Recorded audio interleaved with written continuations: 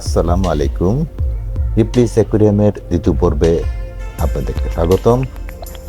আজ আমরা গভীর সমুদ্রের এক পৃথিবীতে প্রবেশ করতে যাচ্ছি, যেখানে কিছু চমকপ্রদ ও কিছুটা ভীতিকর সামুদ্রিক প্রাণী আপনার জন্য অপেক্ষা করছে। আমরা একটি পানির তলদেশের টানেলে হাঁটব, যেখানে আপনি কিছু সমুদ্রের সবচেয়ে ভয়ঙ্কর কিছু প্রাণী দেখতে পাবেন। চিন্তা করবেন না, আপনাকে শার্ক খেয়ে ফেলবে না। হয়তো আপনাকে খাবার জন্য চেষ্টা করতে পারে, সুতরাং সাবধানে থাকুন। প্রিয় দর্শকবৃন্দ, আপনাদের কাছে বিনীত অনুরোধ, দয়া করে ভিডিওটি সম্পূর্ণ দেখুন। প্রতিটি মুহূর্তকে আকর্ষণীয়, উপভোগ্য এবং তথ্যবহুল করার জন্য যত্ন সহকারে পরিকল্পনা করা হয়েছে। আপনাদের সময়ে ভালোবাসা এবং সমর্থন অমূল্য, যা এই চ্যানেলের অগ্রগতিতে গুরুত্বপূর্ণ ভূমিকা পালন করে। আপনাদের সমর্থন ও সঙ্গের জন্য ধন্যবাদ।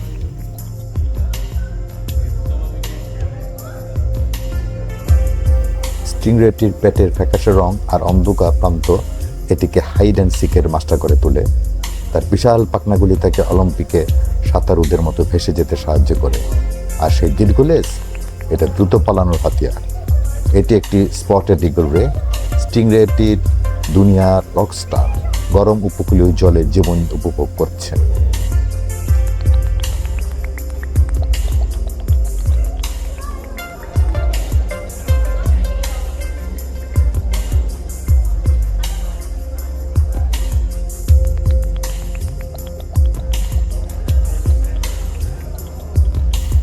আরেকটি দুর্দান্ত প্রাণী হলো কাউন রোজ রে। পানির নিচে এই প্রাণীটি একেবারে নৃত্যশিল্পীর মতো নাচতে থাকে। তবে নৃত্যশিল্পী যেভাবে পাখির পাখার মতো ডানা ব্যবহার করে এবং ছোট মাছ খায়।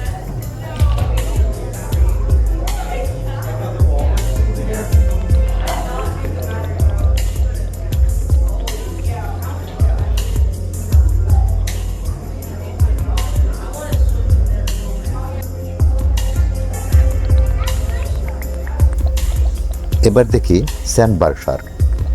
এটা এক মহাশিকারী, লক্ষ লক্ষ বছর ধরে টিকে আছে। ভাবতে পারেন, যদি আমাদের ওয়াইফাই সিগন্যালও এত টেকসই হতো। এদের পিঠের পাখনা এত বড়, যেন প্রতিদিন কফি কাপের মতো একটু একটু করে বড় হচ্ছে।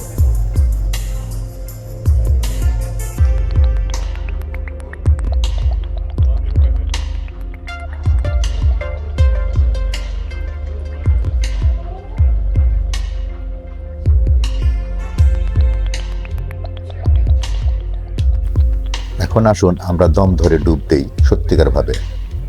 সাবমার্সিবল হলো পানির নিচে চলাচলকারী যান, যা গভীর সমুদ্রে অন্বেষণের জন্য ব্যবহৃত হয়। একে কল্পনা করুন পানির নিচের একটি রোলার কোস্টার হিসাবে, তবে এখানে চেঁচামেচি অনেক কম হবে। অ্যাকুয়ারিয়াম ডাইভ শো, এটা একদম মিস করার মতো না। শার্ক রে আর রঙিন মাছের সাথে ডাইভারদের সাঁতার কাটতে দেখুন। এই জন্য পানির নিচে আসল পার্টি ডিজে ছাড়া। ডেঞ্জারাস লেগুন, শার্কদের এত কাছে দেখলে রোমাঞ্চ হবেই। চিন্তা নেই, তারা শুধু ছোট মাছ খায়। রে বে, এদের সাথে খেলুন, তবে হাই ফাইভ আশা করবেন না, এরা একটু বেশি উল। রেইনবো রিফ, রঙের এক জাদুকরী জগৎ, যেন রেইনবোতে ঢুকে পড়েছেন। সব বয়সীদের জন্য মজা, তাই দেরি না করে চলে আসুন।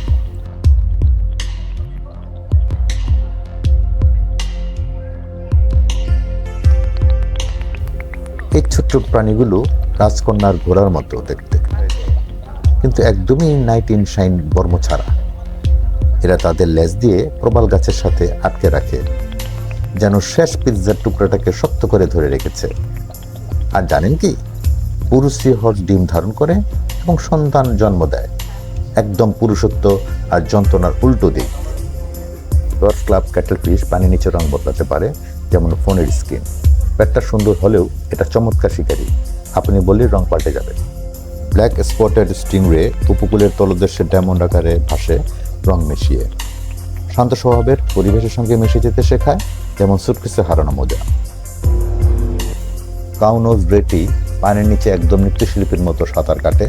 তার বড় ডানাগুলিকে ব্যবহার করে ছোট মাছ শিকার করে। দেখে মনে হয় যেন তিনি পাখির মতো ডানা মেলে নাচছেন।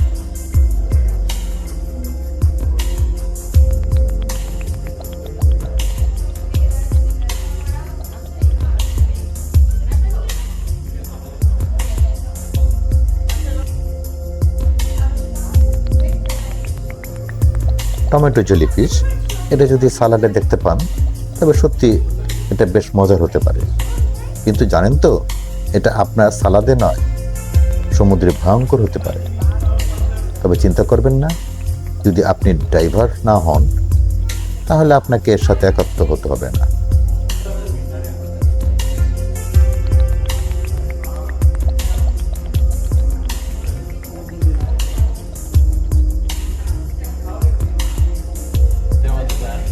এখানে আছে মুন জেলিফিশ। এটা এত স্বচ্ছ যেন রাত 3টায় আপনার ওয়াইফাই কানেকশন। এর বেল আকৃতির শরীর এবং 4টি রিং দিয়ে এটি সাগরের স্রোতের সাথে ভাসে, প্ল্যাঙ্কটন এবং ছোট মাছ খায়।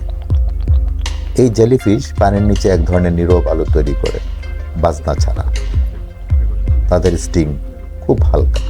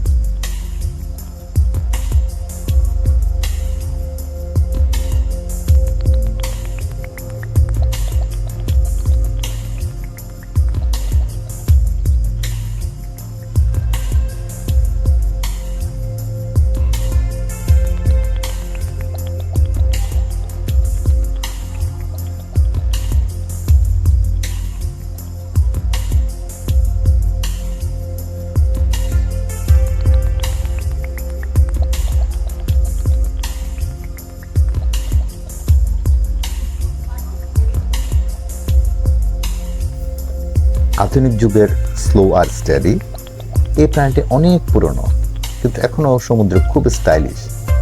আর হ্যাঁ, প্লাস্টিক বর্জ্য কমিয়ে তাদের সাহায্য করতে ভুলবেন না, কারণ আমরা কেউই চাই না যে সি টার্টল প্লাস্টিক স্ট্র দিয়ে ককটেল পান করুক।